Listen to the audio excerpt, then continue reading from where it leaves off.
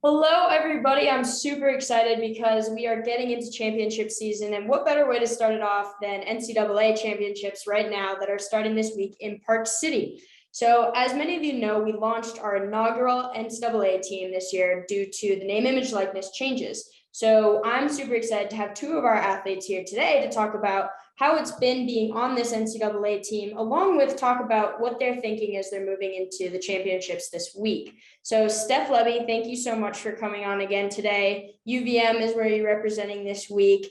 And then Francesco, Gori, you're a first timer on one of my interviews. So that's super fun. And you're representing Westminster and have had an awesome season that we've been following along with as well. So thank you guys for coming on.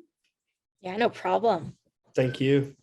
So I think we really need to start it off and talk a little bit about NCAAs in general. NCAAs is this incredible event that both the EISA and the RMISA combine their athletes to compete against each other for this week-long event.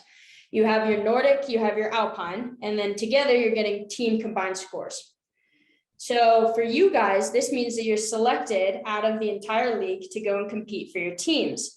So that being said, congratulations. Super excited to be able to have you guys being on your teams representing both UVM and Westminster, but also the NCAA team. So what are your thoughts as you're kind of coming into NCAAs? I don't think for either of you, this is your first time there.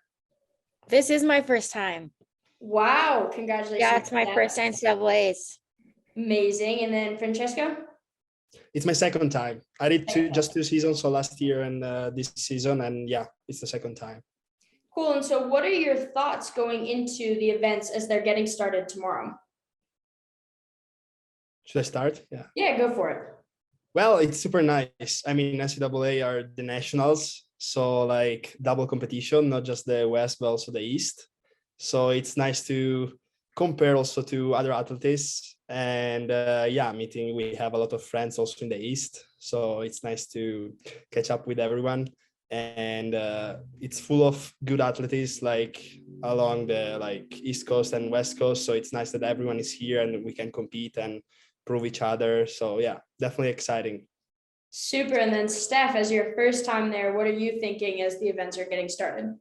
I'm just really excited to be here, and I'm trying not to put too much expectations or pressure on it and just want to have a lot of fun. And I'm super excited to be in Park City.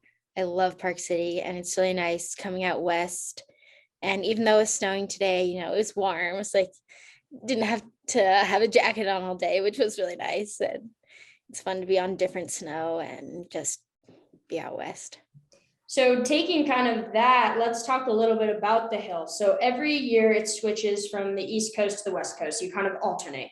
So this year we're in Park City. Francesco, you probably see it Park City quite a bit. How is that having that home hill-ish advantage going into NCAAs? Yeah, we raced so much on that hill. Last year we did 4 GS and this year we did 2. This is the third one. So it's definitely a tricky hill, I will say. There is a full flat in the middle that is pretty gnarly to interpret it. And then there is the second steep and then there is the flat. In general, I think it's the toughest GS on the East Coast, on the West Coast, definitely. Maybe at East they have better ones or more difficult ones. But for us, it's one of the toughest ones. So for sure, the best GS skier is going to win. It's a real GS.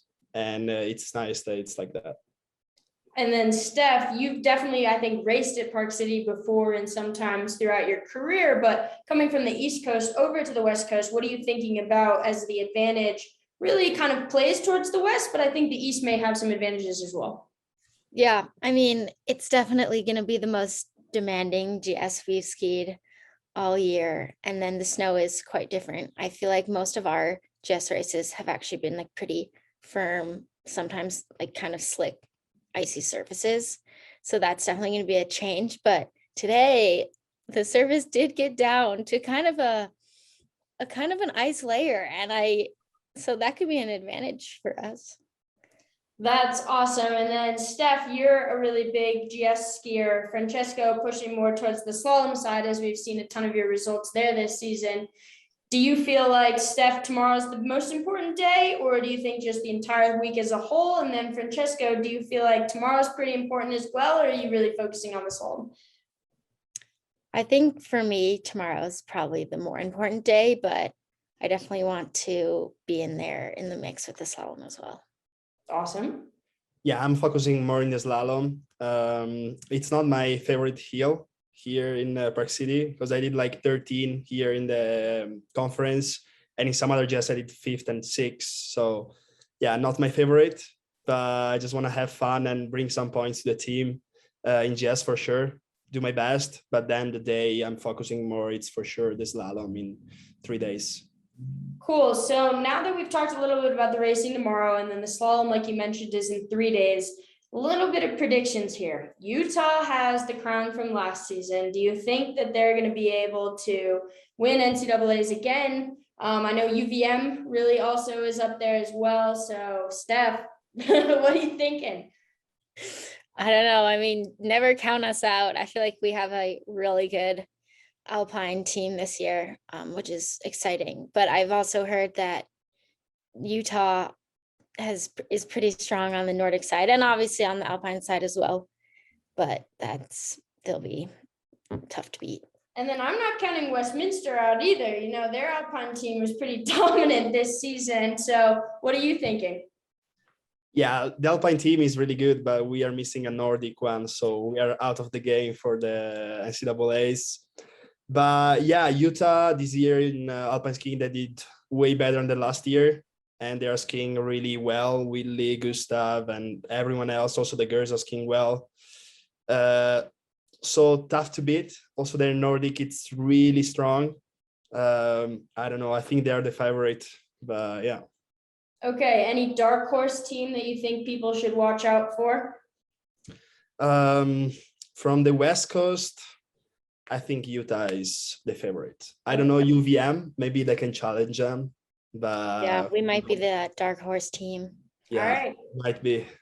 And so everybody's clear, like I mentioned a little bit in the beginning, the way the NCAAs works is it's a collective team event. You have your women, 3 women competing in the Alpine, 3 men competing in the Alpine, and that's the same for the 2 Nordic events. So collectively, everybody needs to do well in everything to be able to take home the national championship. So it's a really cool way to show how important team is in college ski racing, and it's an amazing event to really put all of our best skiers to the test. So we're super excited that tomorrow launches off the start of NCAAs. We wish you guys so much luck, and we hope that it all goes well and you guys kick butt. So good luck, and thank you again for giving a little bit of preview, and we will be following along NCAAs all week. So make sure that you guys check out for all of our athletes racing. So not only Steph and Francesco, but also Tobias from Denver. And so it'll be a great showing. And Lucy. And Lucy Bailey. Yep. Yeah, thank you, Parker. Awesome. Thank you, guys. Thank you.